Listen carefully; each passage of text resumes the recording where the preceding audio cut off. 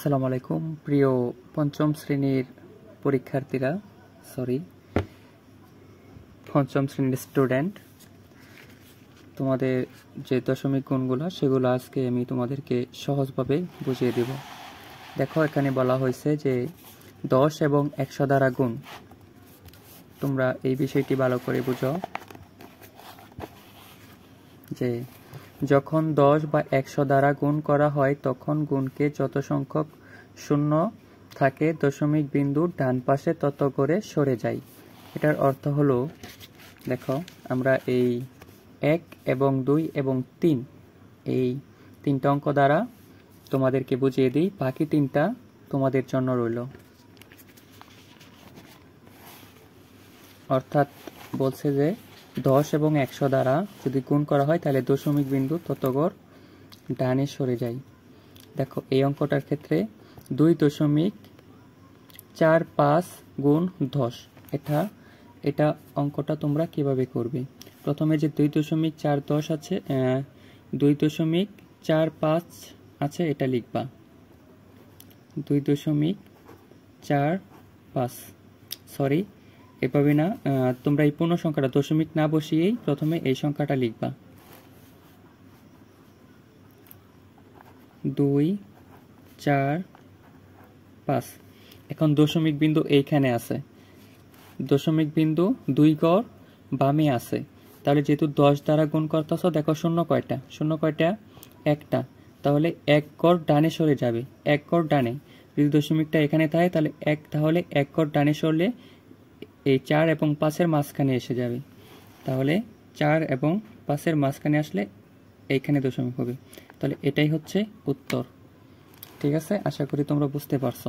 ঠিক সেমভাবে যদি এই 6.3-এর ক্ষেত্রে দেখো, তাহলে 6.3 ইন্টু 10 গুণ 10, 6.3 গুণ 10। তাহলে এটা কি হবে?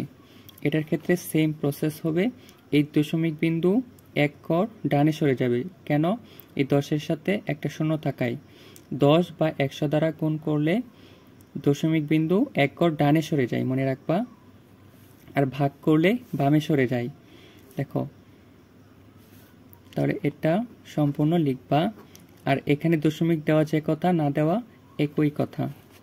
তারপরে এই সংখ্যাটা দেখো, এই সংখ্যাটার ক্ষেত্রে ঠিক সেম কাহিনী করবে, সম্পূর্ণ লেখাটা লিখবা। শূন্য দশমিক দেওয়ার দরকার নেই, 0, 2, 1।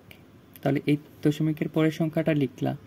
আর যদি এইখানে সংখ্যা থাকতো এটাও লিখতা। এখানে যদি কোনো পূর্ণ সংখ্যা থাকতো, দশমিকের বামে যদি পূর্ণ সংখ্যা থাকতো তাহলে পূর্ণ সংখ্যাটা সহ লিখতা, সম্পূর্ণ লেখাটা লিখতা।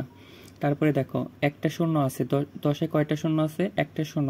তাহলে 1 গড় ডানে সরবে, অর্থাৎ এই দশমিকটা এইখানে এসে যাবে, অর্থাৎ এখানে দশমিকটা এইখানে আসবে। তাহলে কত হলো? 0.21। এটাই হচ্ছে উত্তর। আর এখানে এটা উত্তর। তাহলে বাকি যেই 4, 5, 6 আছে, এগুলো তোমাদের জন্য করতে দেওয়া হলো।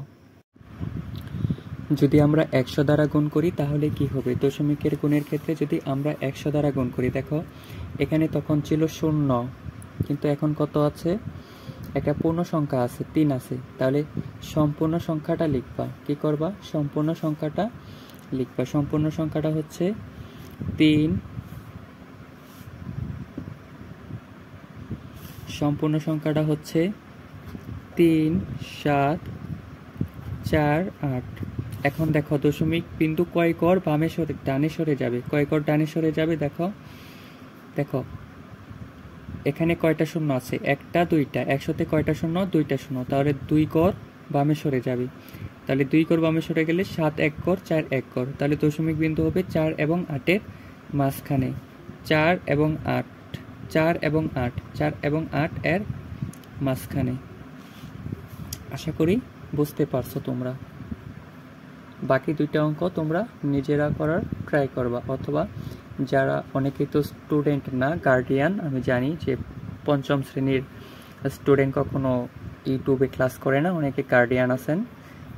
তাদের ক্ষেত্রে একটা কথা হচ্ছে, আপনাদের ক্ষেত্রে একটা কথা হচ্ছে সেটা হচ্ছে এই রিলেটেড অঙ্কগুলো একটু ভালো করে বোঝাবেন, কেননা এগুলো মনে থাকে না অনেক সময়। ওকে, আজকে এ পর্যন্তই। নেক্সট ক্লাসে অনুশীলনীর ভাগ নিয়ে আলোচনা করব। তো আপনারা যদি আমার ম্যাথগুলো বুঝে থাকেন তাহলে অবশ্যই পাশে থাকার চেষ্টা করবেন, লাইক কমেন্ট করতে ভুলবেন না। ওকে, গুড বাই, টাটা।